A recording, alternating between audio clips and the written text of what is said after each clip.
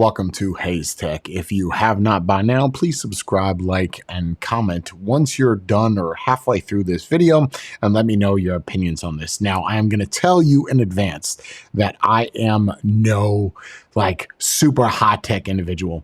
A company had sent this out to me because they were like, we have this new disk enclosure that you can add your own hard drive to and make it super fast or super large. And I was super intrigued about that because, well, I'm a big fan of anything tech, whether it's power banks, hard drives, you name it, I absolutely love it. So what this is what it says it is. It is not a hard disk. This is just the enclosure that has a fan on the back, and it's very easy to swap out. And what it takes is NVMe 2230s. They're basically, you have the larger ones that you put inside of a PC, and then the small ones are designed for like Steam Decks or gaming platforms, you know, that you kind of slide it in and you could use it as external storage. But I'm going to be using this as an actual hard drive that I can attach with a USB-C. Not, in fact, for a Stream Deck. So I guess it's kind of a dual jam. And the reason why I got the WD Black is because of the reviews online. And this is essentially the fastest. Now, I'm going to say this real quick because maybe someone could comment down below and help me out on this. 5150 megabytes per second. Now, Thunderbolt 4 or USB 4 can do those types of speed, but I think even a 3.2, it's funny because it says that the max read that you could get is like 2,500, but then it says it's 5 gigabits per second. I'm not getting it. So I don't know if we're going to get those speeds. Again, I know that if you have 4 USB-Cs on one controller, that's them all combined versus if it's just one on a controller that's being used, that's the most you're going to be able to get. So I'm not going to be able to test this, but what I'm going to test is using this and how hot this actually gets with FLIR, because that's something that NVMEs are prone to do. They're faster than typical SSDs. They're faster than flash cards. It's just that much of a better chip, but they're pretty pricey. And this is the 1 terabyte version. That's it. Kind of looks like an SD card, doesn't it? Yep. You get a manual inside. I don't care about any of that. I'm just going to pop that out. Make sure that you demagnetize yourself or de-electrify yourself by touching something metal before you touch this.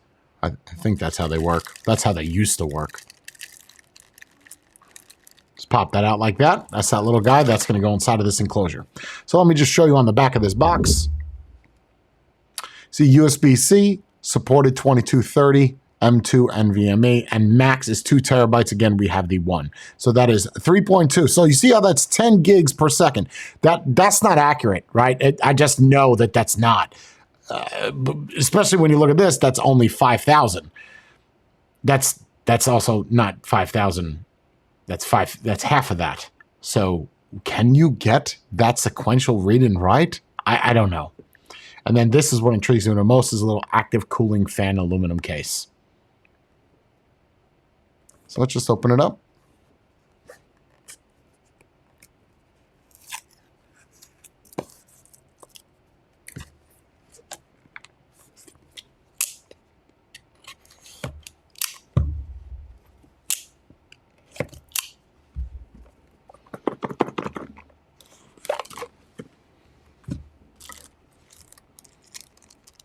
Well, those are adorable.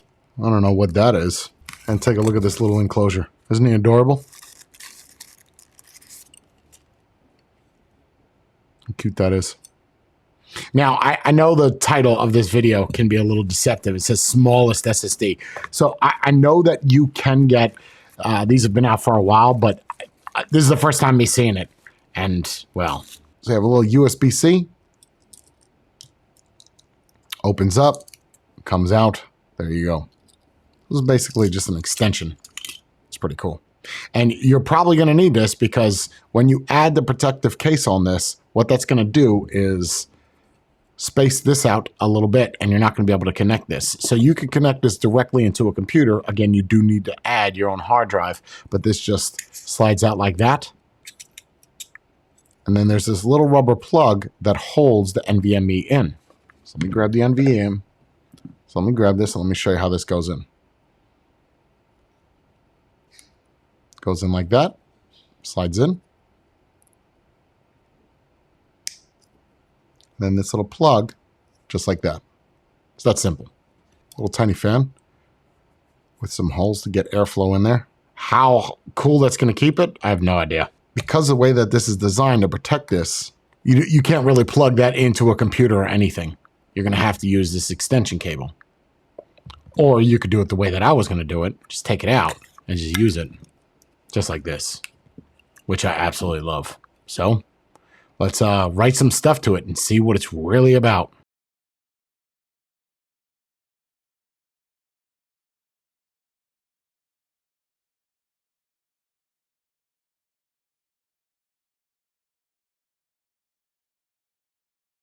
Now you saw in the images that the one side of it was much cooler, obviously where the fan was, versus on the other side, which was the most hot. Now, as far as running this for about an hour and a half on that Blackmagic speed test, which was maxing it out at about 430. Again, I can't really comment too much as to why we weren't getting higher speeds. I mean, it was going directly to a Thunderbolt 3 port. So it is much faster, but it's not as clean as the Thunderbolt 4. So we're only getting about 430. Now, keep in mind that when I run that same test on the hard drive, I get about 2,000. I wasn't expecting to get 5,000 on this, but, I mean, there are SSDs that run that fast that don't need cooling. So the size of it is really nice. It's compact. It's extremely tiny. It's a nice little hard drive. Keep in mind that could you use one of these without actual cooling? I don't know, man. NVMe's get hot, but they're very, very fast.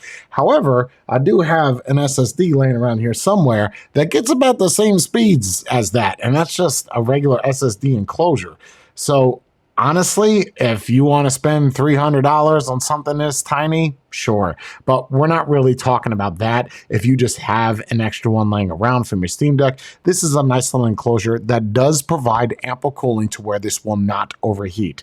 Again, it was cooler on the side of the fan, and there is that thermal paste that's directly underneath it. Obviously, you're not going to see that until you rip everything apart and you see where the fan is actually making contact with the circuitry in the PCB. I like how this comes out. Again, it's not really so much of a comparison of using one of these as an SSD or an NVMe drive. It's just the enclosure for it itself. You do have this lock over here that you're able to lock it from actually writing to it and only reads. You have your venting on the side, and then your venting on the back. So it's a cute little enclosure. And if you're looking for something that can be protective and kind of secure, this is a good option. It is definitely the most tiniest. It's not really an SSD. Make sure to like and subscribe, and please leave a comment down below if, in fact, there is something about this that I am missing with those read and writes, because I feel like a friggin' idiot.